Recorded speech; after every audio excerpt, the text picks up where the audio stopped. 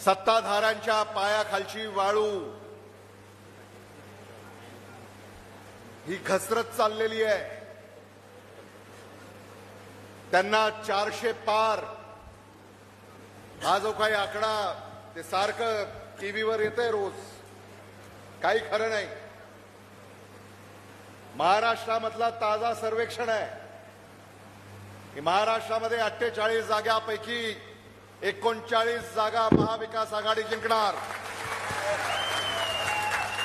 आणि महायुतीला एका आकड्यात महाराष्ट्रातला जो 72 मतदार आहे एका आकड्यातच त्यांना गुंडाळल्याशिवाय राहणार नाही, हे मला मुद्दामून या ठिकाणी सांगितलं पाहिजे। आणि म्हणून महाराष्ट्राचे उद्याचे खासदार जेव्हा निवडून जातील तेव्हा या देशाच्या सर्वोच्च सभागृहामध्ये आपल्या धाराशिवचा खासदार ओमराजे निंबाळकर निवडून गेले पाहिजेत, ही खुंडाट आपण सगळ्यांनी बाळगली पाहिजे। इथल्या उमेदवाराबद्दल न बोललेलंच बरं। सत्तेतून पैसा, पैशातून सत्ता,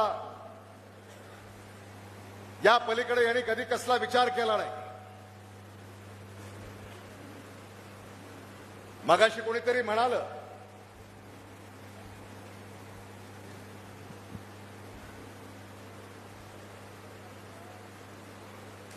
की सगळं एका कुटुंबामध्ये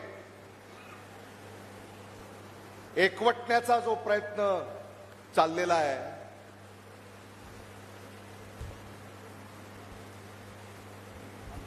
हे सामान्य माणसाला मान्य होत नाही।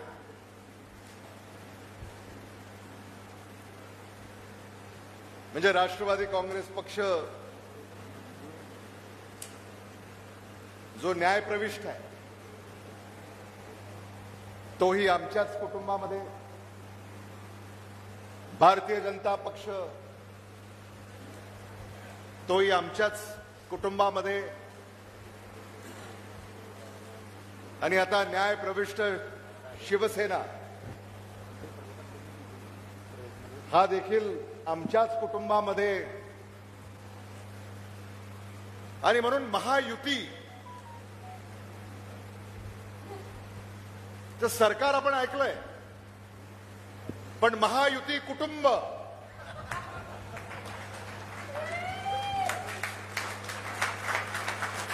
महायुती कुटुंब हे इथंच याचा साक्षात्कार आपल्याला झालेला आहे। अशा स्वार्थी मंडळीच्या पाठीशी उभं राहायचं का, हा खरा सवाल आहे। महायुतीचं सरकार काय पुन्हा येत नाही,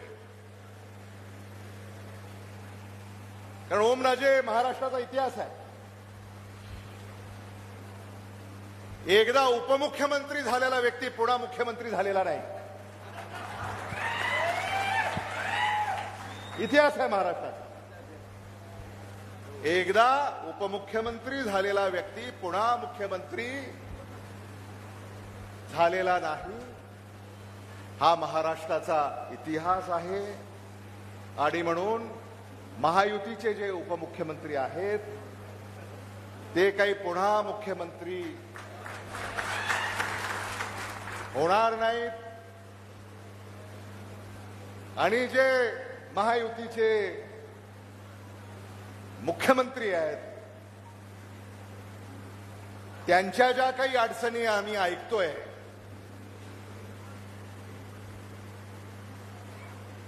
त्यांना जे कचाट्यात पकडण्याचा प्रयत्न झालेला आहे,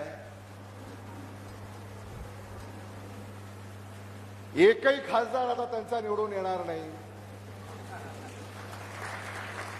म्हणजे मराठवाड्यामध्ये शिवसेना उद्धव बाळासाहेब ठाकरे यांच्या 4 जागा आहेत, छत्रपती संभाजीनगर, हिंगोली, परभणी, धाराशिव। टीव्हीवर आम्ही पाहिलं आणि टीव्हीवर येण्या अगोदरच आम्ही असं सांगितलं होतं की शिवसेना उद्धव बाळासाहेब ठाकरे यांच्या पक्षाच्या या 4ही जागा मतदार निवडून देतील।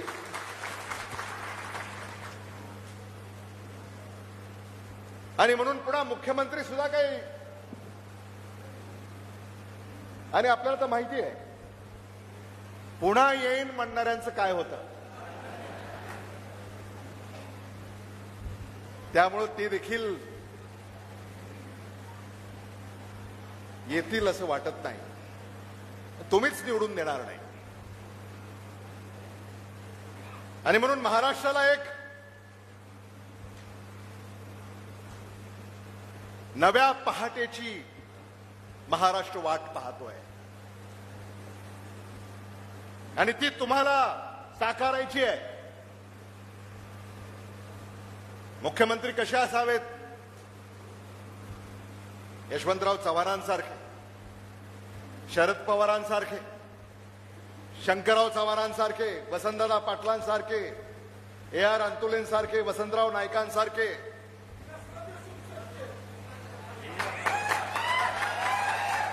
ते मला माहित होतं, पण ओमराजेकडनं आज मी बऱ्याच गोष्टी शिकलोय.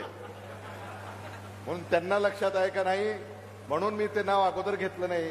याचा अर्थ ही सभा जिवंत आहे. विलासराव देशमुखांसारखे, उद्धव बाळासाहेब. हा व्हिडिओ आपल्याला आवडला तर लाईक आणि शेअर जरूर करा. तसेच आमचे YouTube चॅनल सबस्क्राईब करा आणि Facebook पेजला लाईक आणि फॉलो करायला विसरू नका. धन्यवाद.